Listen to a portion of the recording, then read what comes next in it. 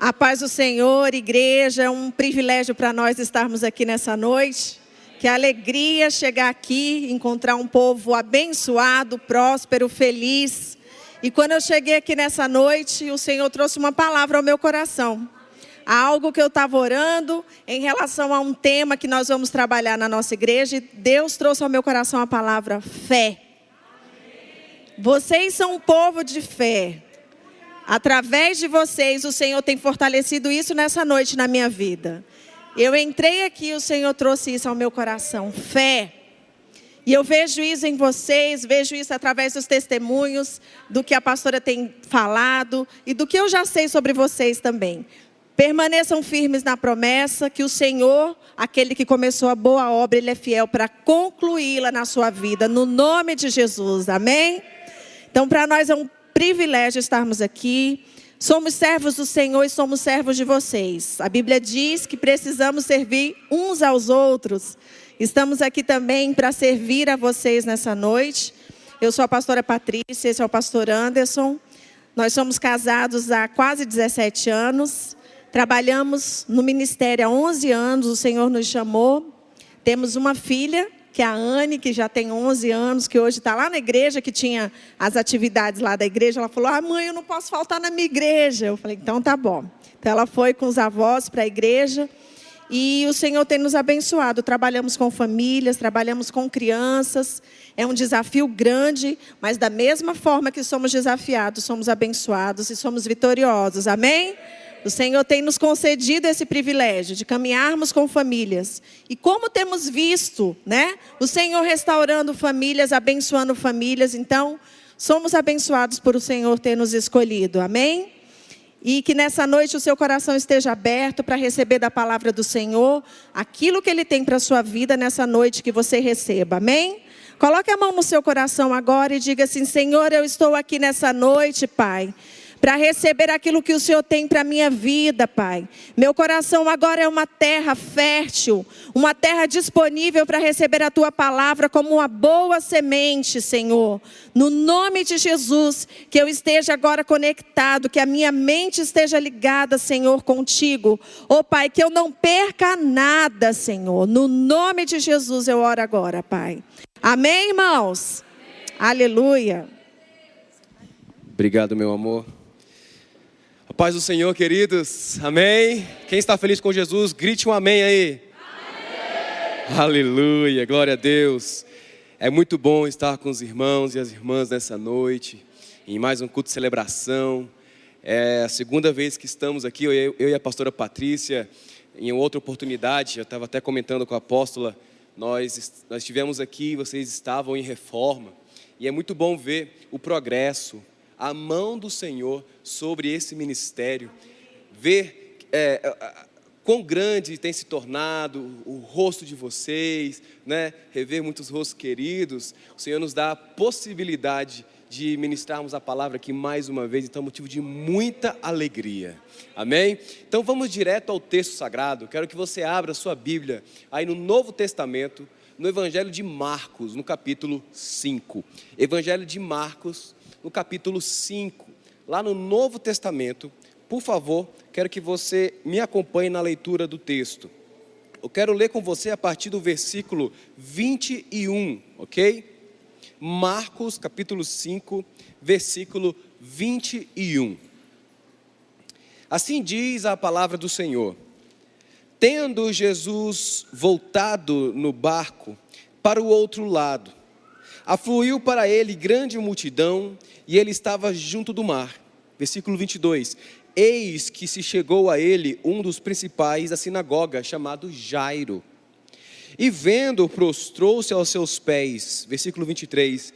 E insistentemente lhe suplicou, minha filhinha está à morte. Vem, impõe as mãos sobre ela, para que ela seja salva e viverá. 24. Jesus foi com ele. Amém? Queridos, nós temos aqui, no texto de Marcos, capítulo 5, o registro não só de um dos grandes milagres, dos grandes feitos de Jesus, Mas nós temos 3 grandes milagres. Nós temos 3 grandes obras feitas pelo Senhor Jesus em uma forma sequencial, uma atrás da outra. Então, eu não sei você, mas quem aqui precisa de um milagre nessa noite? Grite aí, eu! Aleluia, eu também preciso, nós precisamos de milagre, nós precisamos do sobrenatural de Deus em nossas vidas. E o Senhor Jesus, nessa passagem de Marcos capítulo 5, você vai ver comigo nessa noite, que Ele fez não apenas um, mas Ele fez 3 grandes milagres na vida de pessoas diferentes, pessoas de backgrounds diferentes, de sociedades, comunidades diferentes, contextos de gênero, homem, mulher, criança, mostrando que o Senhor Jesus não faz acepção de pessoas, conforme a própria palavra sagrada diz. Ele não escolhe o feio, o bonito, o magro, o gordo, o milionário, o miserável. Tudo é questão de fé. Diga comigo, repita. Tudo é questão da minha fé. E você vai entender que isso é bíblico. Nessa noite, vamos aprofundar mais sobre esta palavra. Veja, nós temos aqui o Evangelho de Marcos. Quem foi Marcos? Marcos não foi um dos 12 discípulos ali, ele não estava juntinho com Jesus nos rastros, como Pedro esteve, como João esteve. Mas Marcos, de acordo com a própria Bíblia, ele acompanhou o apóstolo Paulo nas suas viagens missionárias. Lá no texto de Atos, no capítulo 12 e em diante, você tem um registro das viagens missionárias. E junto com Paulo, você tem a figura de Barnabé. E o primo de Barnabé era Marcos. E tristemente, nós temos também um registro bíblico de que essa pessoa, Marcos, o autor do livro que você leu comigo, que está aberto aí na sua mão agora nesse momento, esta pessoa, Marcos, se desvia do Evangelho. Marcos, ele acaba se isolando do ministério. Está registrado lá no capítulo 15, no versículo 36 em diante, que ele se afasta de Paulo. E Paulo, inclusive, deixa isso registrado, do abandono de Marcos em relação a ele. E que eu quero que você pense nessa noite, que você saia daqui nessa noite refletindo. Há possibilidade da atuação ministerial, sobrenatural, na vida de qualquer pessoa. Talvez você tenha um parente, você tenha alguém próximo, que entristece seu coração pelo fato de estar longe do Senhor, de estar longe do Evangelho, de estar desviado. E você perdeu as esperanças, você não consegue mais visualizar aquela pessoa na igreja, aquela pessoa orando, aquela pessoa está perdida. E os seus olhos humanos, materiais, não conseguem visualizar com os olhos espirituais a mudança daquela situação. Nós temos Marcos como exemplo. Marcos não apenas voltou para o ministério, voltou para o Senhor Jesus, conforme 1 Pedro capítulo 5, versículo 13, como também foi um dos fundadores ali da igreja de Roma. Ele substituiu o apóstolo Pedro durante um período, e durante esse momento de liderança da igreja de Roma, ele escreve o seu evangelho. E você vai me perguntar, pastor, mas um homem desse que abandonou Jesus, um homem desse que não esteve junto com Jesus, como ele pôde ter escrito um dos 4 evangelhos? E eu te respondo muito facilmente. O próprio apóstolo Pedro escreve isso na sua carta, recomendando, e mais tarde o apóstolo Paulo recomendando, em 2 Timóteo, no capítulo 4, no versículo 11, dizendo que Marcos se tornou alguém muito importante e muito influente para a igreja do Senhor. E não apenas na igreja em Roma, mas também em Cirene e outras grandes cidades onde a igreja estava sendo fundada, formada naquele momento. Queridos, o texto sagrado que nós estamos lendo aqui é resultado de novos convertidos, pessoas que se convertiam para o Evangelho, que se convertiam para Jesus, mas não tinham ligação judaica, não tinham ligação com uma herança judaica, uma linhagem judaica, com nenhuma das tribos de Israel. Então nós temos nesse momento da história aqui da igreja, uma igreja nova sendo formada, a igreja primitiva, os pais da igreja trabalhando para desenvolver, multiplicar a igreja, e pessoas ali da rua, prostitutas se convertendo em Roma, que era a capital do mundo naquele momento, que era a capital do império naquele momento. Nós temos publicanos que eram mal vistos, como nós sabemos pela própria Bíblia, no Novo Testamento tem esse registro. Então nós temos os servidores públicos que faziam falcatruas, que roubavam, que sonegavam, se convertendo. Nós temos pessoas de outras religiões politeístas, que adoravam outros deuses, se convertendo e vindo para a igreja. E essas pessoas que entravam na igreja se contrastavam com aqueles que vinham de linhagem judaica, que eram os judeus messiânicos, que se convertiam de verdade, que aceitaram Jesus como Senhor e Salvador de suas vidas, mas que seguiam toda a questão ritualística do judaísmo. E aqui nós temos essas pessoas chegando na igreja. Moisés? Quem é Moisés? A Arca da Aliança? Que arca? Do que você está falando? Então essas pessoas chegaram para Marcos e falaram: explica para a gente quem é Jesus. Quem é esse Jesus que nós estamos seguindo, que você pregou para mim, que eu me converti, mas e aí? Qual é a história dele? Por que eu devo segui-lo? Então, todas as vezes daqui para frente que você lê o Evangelho de Marcos, você vai lembrar de mim, você vai se lembrar do pastor Anderson, porque você vai entender agora o texto que você está lendo. Ele escreveu esse texto para uma igreja nova, convertida, fora da linhagem judaica. Porque para o Império Romano, você conseguia convencer alguém a seguir uma religião através do poder, da autoridade. Não adiantava você chegar para pregar o evangelho na rua, fazendo missões, falando da lei de Moisés, falando do Pentateuco, falando da Torá, falando dos profetas do Antigo Testamento. Para as pessoas que não acreditavam nesses livros, não fazia sentido. Então você só conseguia alcançar essas pessoas falando sobre a autoridade que Jesus tinha, o poder que Jesus tinha. Temos que nos lembrar que estamos falando do Império Romano, o grande e maior império que já existiu na face da terra. Quando nós falamos de mundo, naquele momento, nesse momento exato do texto que está na sua mão, lá no século I, essa era a realidade do mundo naquele momento. O mundo, o mapa que eles tinham naquele momento, era todo do Império Romano. E a capital do Império era Roma.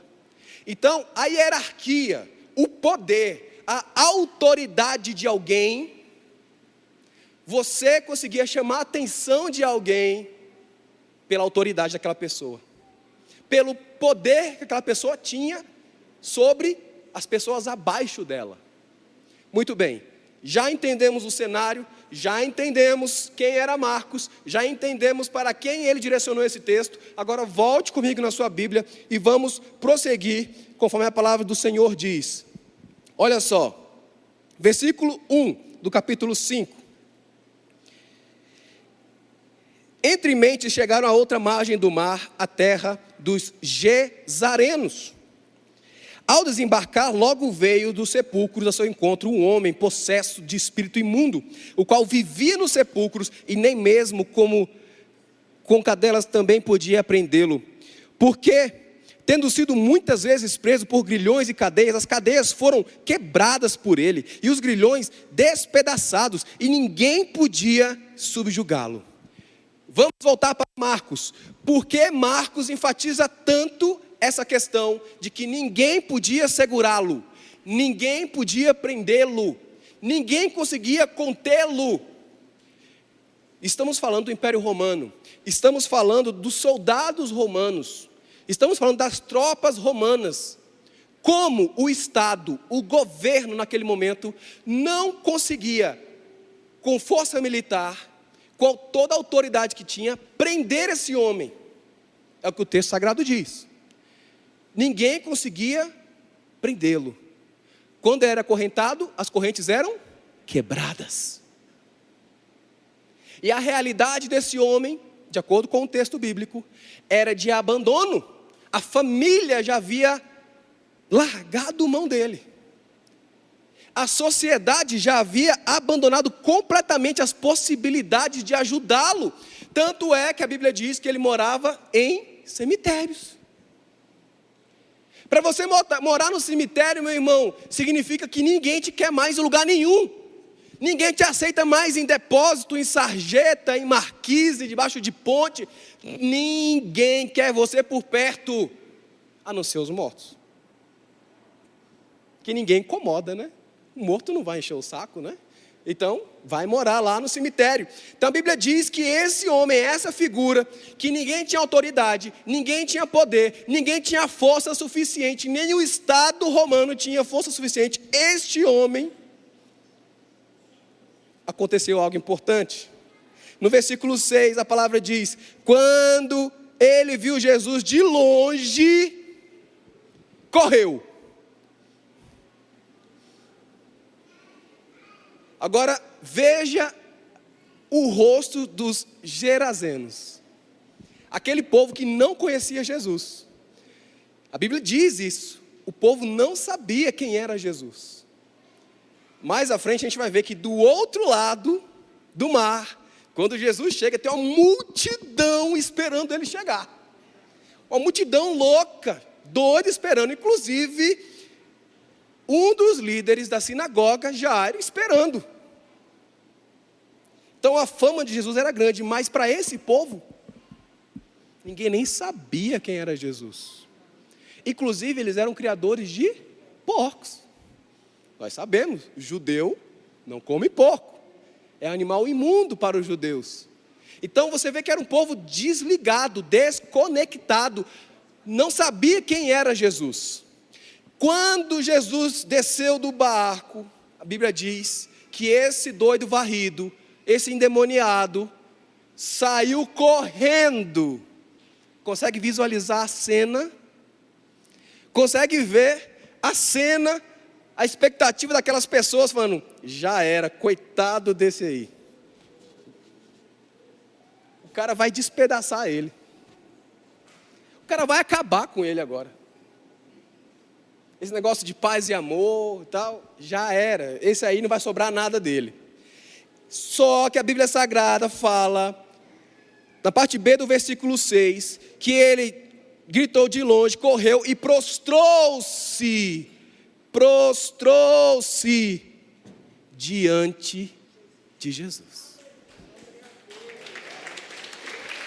Meu irmão e minha irmã, quem é que se prostra diante de alguém no Império Romano? Estamos falando da época do imperador. César era o único que podia ser adorado e recebia honrarias de se prostrar diante dele. Você leu comigo aqui que esse homem, ninguém, nenhuma autoridade conseguia prendê-lo, segurá-lo, ou seja, ninguém tinha autoridade e ninguém tinha poder para dominá-lo. Pois, quando o homem correu em direção a Jesus, a Bíblia diz que ele se prostrou. Continue comigo no texto, vamos avançar. A palavra do Senhor continua no versículo 7, gritando em alta voz: que queres comigo, Jesus, filho do Deus Altíssimo? Rogo-te por Deus que não me atormentes. Pois Jesus lhe havia dito: saia deste homem, espírito imundo. Então Jesus perguntou: qual o seu nome? Meu nome é Legião, respondeu ele, porque somos muitos. Versículo 10, implorava Jesus com insistência que não os mandasse sair daquela região. Quem implora algo para alguém é quem está subjugado, é quem está abaixo da autoridade dessa pessoa. Então Marcos, mais uma vez, está nos mostrando, para mim e para você, e para os leitores do século I, para os nossos irmãos na fé, os primeiros cristãos convertidos ali, que Jesus tinha autoridade e tinha poder sobre o inferno, amém? E isso não cessou, pode aplaudir, isso não cessou, isso continua. Hoje ainda Jesus tem autoridade sobre o inferno. Ele continua tendo autoridade sobre os demônios. E Marcos continua dizendo, no versículo 10, implorava Jesus com insistência que não os mandasse sair daquela região. Versículo 11, uma grande manada de porcos estava pastando numa colina próxima. 12, os demônios imploraram a Jesus, manda-nos para os porcos, para que entremos neles. Versículo 13, e ele lhes deu o que, meus irmãos? Fala alto, deu o que? Quem dá permissão para alguém?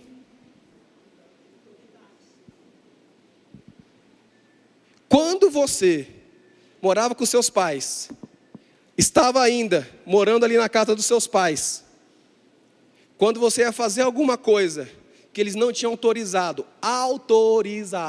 autoridade, o que você fazia para os seus pais? Você pedia permissão. Amém, vamos avançar. Tempo urge. Muito bem. E os espíritos imundos saíram, entraram nos porcos. A manada de cerca de 2.000 porcos atirou-se precipício abaixo, em direção ao mar, e nele se afogou. Versículo 14, os que cuidavam dos porcos fugiram, contaram esses fatos na cidade e nos campos, e o povo foi ver o que havia acontecido. Quando se aproximaram de Jesus, viram ali o homem que fora possesso da legião de demônios assentado, vestindo em perfeito juízo, e ficaram com medo.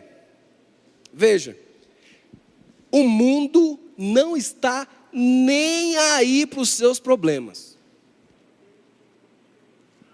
O mundo não se importa.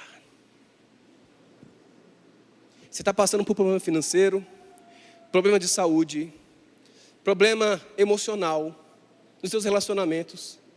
O mundo não se importa.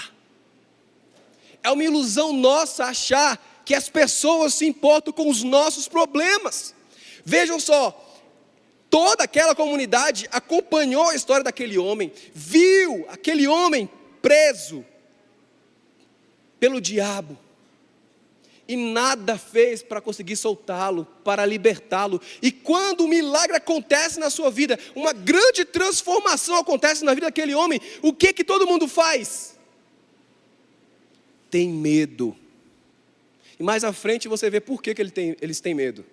Porque eles eram criadores de porcos. Milhares de porcos se jogaram precipício abaixo.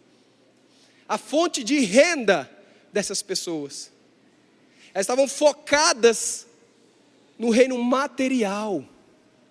Elas não deram a mínima para o que aconteceu de bom com aquele rapaz. Não se importou. E a palavra do Senhor diz que eles pediram, por favor, seu Jesus, vá embora daqui. Por gentileza, nós não queremos o Senhor aqui em nosso meio. E aí a palavra diz que o homem pediu, implorou, Senhor, me leva com o Senhor. Eu não quero ficar aqui de jeito nenhum, minha família não me quer, Senhor Jesus. As pessoas, o Senhor viu, ninguém me quer. Por favor, me tira desse lugar, me leva com o Senhor. No versículo 18, Jesus diz, no 19, Jesus não permitiu, mas disse, vá para casa, para a sua família, e anuncie-lhes quanto o Senhor fez por você, e como teve misericórdia de você. Então aquele homem se foi, e começou a anunciar em Decápolis, quanto Jesus tinha feito por ele. Todos ficaram admirados, aleluia, amém? Aplauda o Senhor por isso. Deus é Deus de milagre. E quando Deus faz um milagre, quando Deus atua na vida de alguém, quando o Senhor Jesus tem um encontro com alguém, a identidade dessa pessoa é transformada. Veja na Bíblia Sagrada, quantas pessoas mudaram de nome, quantas pessoas mudaram de identidade depois de se encontrar com Jesus. Quantas pessoas ao sair do encontro com Jesus, ele falou assim: vá e não peques mais. Ou seja, mude de vida. Seja uma nova criatura. Abandone a velha mulher, abandone o velho homem e se torne uma nova criatura e anuncie o evangelho. Vamos para o próximo milagre. Nós temos aqui no versículo 21, Jesus voltando de barco para outra margem. Então Jesus entra no barco e vai para o outro lado. Uma grande multidão se reuniu ao seu redor. Enquanto ele estava à beira do mar, versículo 22, então chegou ali um dos dirigentes da sinagoga, chamado Jairo, vendo Jesus, prostrou-se aos seus pés. O que Marcos está fazendo de novo? Registrando que Jairo, quem é Jairo? Um dos chefes da sinagoga. A quem um chefe de sinagoga deve se ajoelhar? Nós estamos falando de judeus. Judeu não se ajoelha diante de ninguém. Judeu não se ajoelha diante de homens, de imagens. Nós temos o livro de Daniel, todo baseado nessa questão de se dobrar diante de homens. Mas a palavra diz que com Jairo não foi assim. Jairo reconheceu o quê? A autoridade de Jesus. O poder de Jesus. E reconhecendo a autoridade e poder de Jesus, o texto diz no versículo 23, lhe implorou. Se você implora algo para alguém, é porque você está abaixo dessa pessoa a quem você está implorando. Quando você vai ao médico implorar para ele fazer alguma coisa, é porque você tem menos conhecimento técnico que ele, e ele está acima de você nessa questão do conhecimento para poder fazer um favor a você. Quando você vai a um advogado e você faz a mesma coisa, você está colocando a sua vida abaixo dessa pessoa e pedindo ajuda, auxílio. Então nós temos aqui o chefe da sinagoga pedindo ajuda ao Senhor Jesus. E o texto continua, 24, Jesus foi com ele, uma grande multidão o seguia e o comprimia. E essa é a parte que eu mais gosto do capítulo 5 de Marcos. É a cena fatídica, imagina.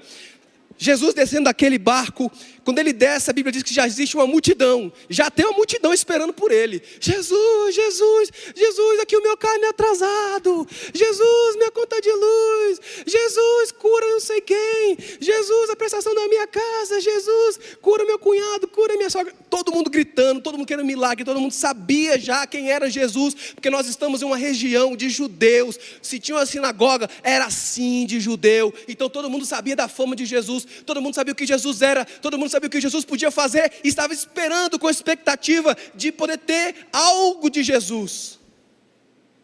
E quando ele desce daquele barco, aquela multidão gritando, eu imagino os discípulos ao lado de Jesus. Consegue ver? Os discípulos como segurança de Jesus, fazendo uma corrente, porque senão Jesus nem anda. E aquela corrente formada pelos discípulos, e Jesus andando com dificuldade, e a corrente segurando, e o povo empurrando para lá, empurrando para cá. Jesus, Jesus, Jesus, e para lá, e para cá, e para lá, e para cá, Jesus andando. Imagina nessa confusão, quantas pessoas conseguiram passar a mão no cabelo de Jesus. Quantas pessoas conseguiram sentir a roupa de Jesus, a capa de Jesus. Quantas pessoas pegaram nos discípulos, quantas pessoas conseguiram ali olhar para o olho enquanto ele andava. Ou ele olhou para a pessoa viu o rosto dele. Centenas de pessoas, talvez milhares, naquele pequeno trajeto, até chegar em Jairo. E essa parte maravilhosa, a palavra do Senhor diz, No versículo 25, estava ali certa mulher que havia 12 anos vinha sofrendo de uma hemorragia, padecera muito sob cuidado de vários médicos, gastava tudo que tinha, mas em vez de melhorar, piorava. Quando ouviu falar de Jesus, chegou-se por trás dele, no meio da multidão, e tocou no seu manto, porque pensava, se eu tão somente tocar no seu manto, eu ficarei curada. Eu não preciso que ele conheça o meu nome, eu não preciso que ele saiba quem eu sou, eu não preciso que ele saiba nem do meu problema. Eu creio, a minha fé, eu acredito que se eu encostar somente, esses 12 anos de sofrimento da minha vida serão superados. E é por isso que eu pedi para você repetir comigo, a sua fé é a chave. E você vai ver porque isso é bíblico. A palavra do Senhor diz, no versículo 30, no mesmo instante, Jesus percebeu que dele havia saído o poder, virou-se para a multidão e perguntou, quem tocou no meu manto? Responderam os seus discípulos, vês a multidão aglomerada ao teu redor e ainda perguntas, quem tocou em mim? Aquela confusão, aquela barulheira, e Jesus andando com dificuldade, as pessoas encostando, falando, gritando, me ajuda Jesus, Jesus olha para mim, Jesus olha eu aqui, Jesus e tal, eu tenho dinheiro, Jesus eu sou dono do comércio tal, eu sou dono da banca tal, Jesus eu sou dono do banco, da joalheria, me ouve aqui, eu sou o político da região, eu sou fulano, sou ciclano. E ele para. Alguém me tocou. A multidão, aquela barulheira, o povo pegando nele. Aí. Os discípulos, a palavra diz que os discípulos pararam. Mestre, o senhor está de brincadeira, Senhor. Uma bagunça dessa, multidão dessa, esse tanto de gente pegando no Senhor, como é que o Senhor fala? Uma multidão, alguém me tocou. Olha quantas pessoas te tocaram, Senhor, desde que o Senhor saiu do barco. Como assim alguém me tocou? E a palavra continua dizendo, porque Jesus respondeu, não. Esse toque foi diferente. Quando essa pessoa me tocou, dentro de mim saiu poder. Aleluia. Olha Marcos de novo. Dentro de mim saiu poder. E a palavra do Senhor diz, no versículo 29, que imediatamente cessou a hemorragia, sentiu o seu corpo que estava livre do seu sofrimento. No mesmo instante, Jesus percebeu que dele havia saído poder, virou-se para a multidão e perguntou quem me tocou. Lá no versículo 34, ele disse, filha, a sua fé te curou. Repita comigo, a sua fé te curou. Isso explica muitas vezes pessoas que não seguem a nossa fé serem curadas. Você pode discordar de mim, mas da palavra de Deus não. Porque da boca de Jesus ele falou, a tua fé te curou. Porque centenas estavam ali, centenas estavam pegando, centenas estavam falando, estavam juntos. O pai da menina estava esperando Jesus ir na casa dele, para encostar na menina, para curar a menina. Aquela mulher, a fé dela, fez com que ela fosse curada. Ela não precisou nem falar com Jesus. E olha que ela tinha condições. A Bíblia diz que ela há 12 anos já havia gastado tudo que ela tinha com os médicos. Irmãos, se médico hoje em dia é difícil, você imagina naquela época? Era fácil ter acesso a médico naquela época? Só pessoas de grandes posses. E a palavra diz que ela tinha condições financeiras e fez isso. E aí, continuando, vamos para o último milagre. Eu quero já que o Ministério de Louvor possa vir aqui à frente, para possamos encerrar já com um momento profético. Nós vamos orar por milagres, vamos orar pelo sobrenatural do Senhor. Pode ir preparando toda a equipe. Vou chamar a pastora Patrícia também para seguir nesse momento de oração, para estarmos como um ato profético buscando ao Senhor milagres, milagres e milagres. No versículo 35, a palavra diz que enquanto Jesus ainda estava falando, chegaram algumas pessoas da casa de Jairo, dirigente da sinagoga. Sua filha morreu. Não precisa mais incomodar o mestre, não. Deixa Jesus quieto aí. Não incomoda, não oportuna mais Jesus, não. A menina já...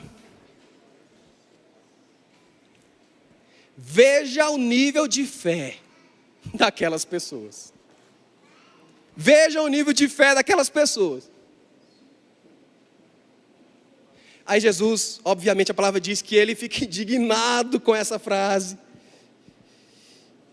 E no versículo 38, no versículo 37, 36, não fazendo caso do que eles disseram, Jesus disse ao dirigente da sinagoga: não tenha medo, tão somente creia.